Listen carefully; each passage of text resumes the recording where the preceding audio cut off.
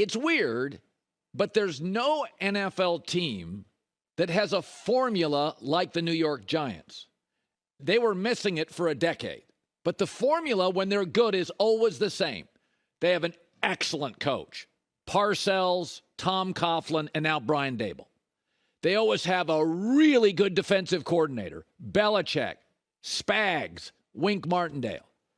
They're led by their defense. It's got more talent than their offense.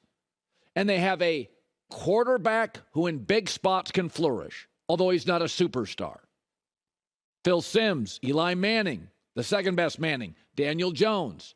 And to top it off, they'll have a star or two offensively, but many of the big players in the big games are forgettable. Mark Bavaro, Phil McConkey, Dave Meggett, David Tyree, Mario Manningham, and yesterday Isaiah Hodgins.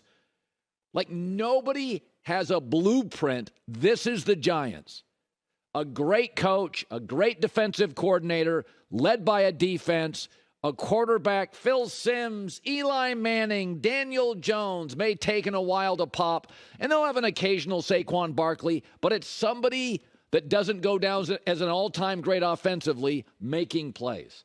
That's my first takeaway. That looks like the New York Giants. And to top it off, and I don't know why this is, they're often better on the road than they are at home. A lot of the great Giant teams. It's crazy. My second takeaway is, I understand, I don't play the lottery much. Occasionally when it gets up to like $500-600 million, but it's kind of gross, right? Somebody ends up with $500 million and they didn't really work for it. What you watched yesterday was Daniel Jones in 3 hours probably making himself $50-70 million. If Daniel Jones would have gone out with a clunker, I don't care what the Mara family says. If he was 17 for 32 with 2 picks and a fumble, boom. The New York media, the talk radio, the fans are over him. Instead, he played his best game as a pro. He was easily the best quarterback on the field, and Kirk Cousins isn't bad. Jones was bigger, more confident, more mobile, made big throws. And the Giants staff deserves a lot of credit because about 4 weeks ago, they started coaching him differently. They started trusting him more, and you can see it pay off. We talk about it all the time. Even great athletes have to feel they have the trust and the belief of the coaches. It was about 4 or 5 weeks ago, they started letting Daniel Jones go out and let it rip, and he has responded. Now the bad news. 2 of his best 3 games this year have been against the Vikings, and that defense is atrocious. His other great game was against the Lions defense.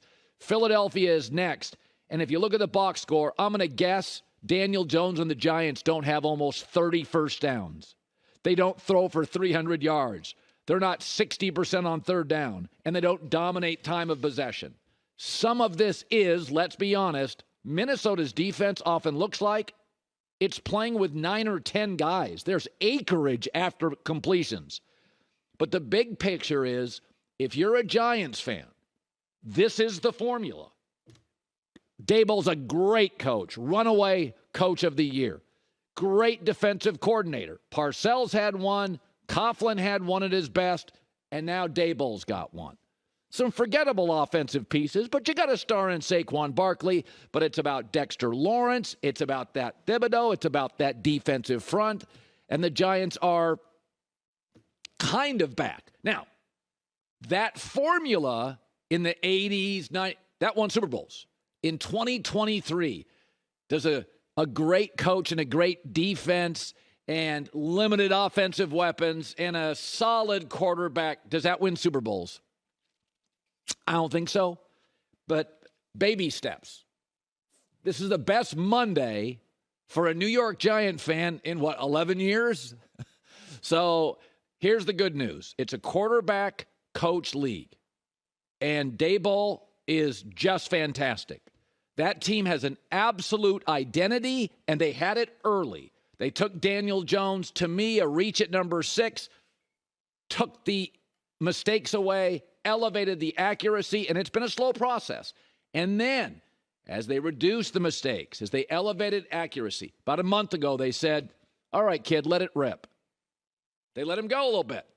Go ahead, let it rip. And what you're seeing now is the best version of Daniel Jones.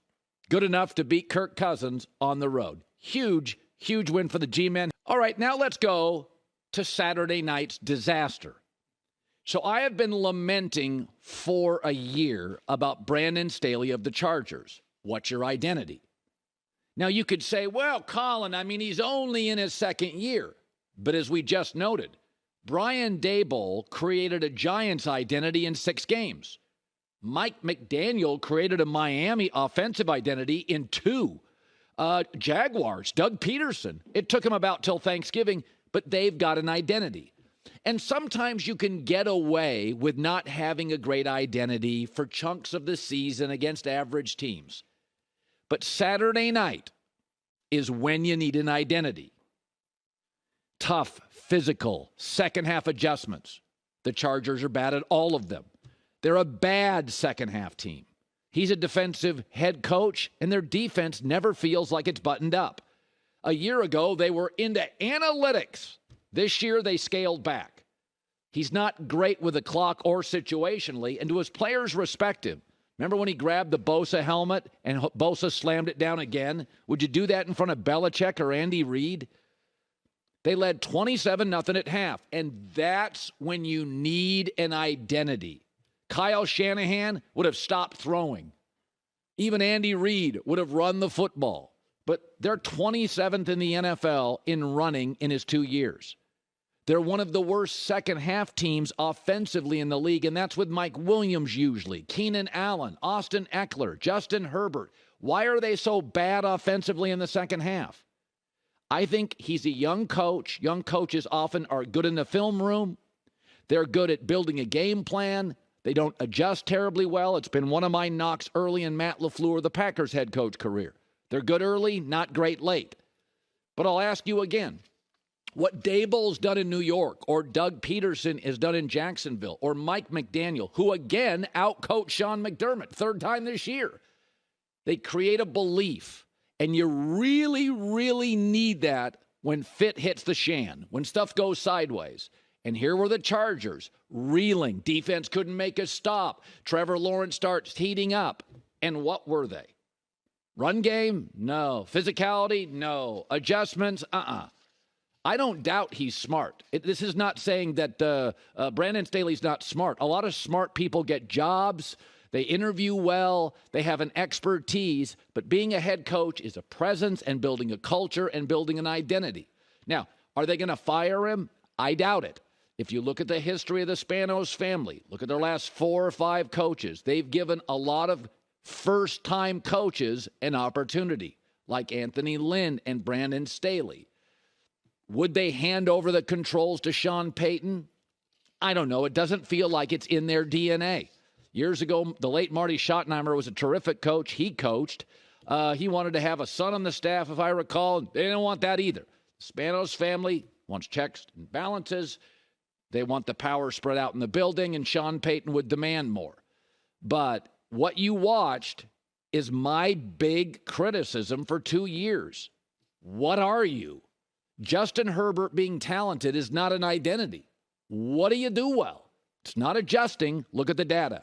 It's not running the football. It's not creating turnovers, although they had a great first half of that against Jacksonville. But holistically, the last 2 years, they don't create enough turnovers. What are they? Well, whatever they are, they'll probably be the same thing next year. That's a good roster. And in fairness, in football today, it's much easier to score 27, 30 points in a half than it felt like it was years and years ago.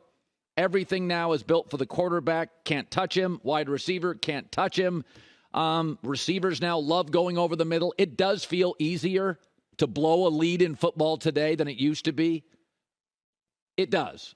So in fairness, Trevor Lawrence is good. Doug Peterson outdueled Belichick in a Super Bowl. Jaguars have some good players. But what are you?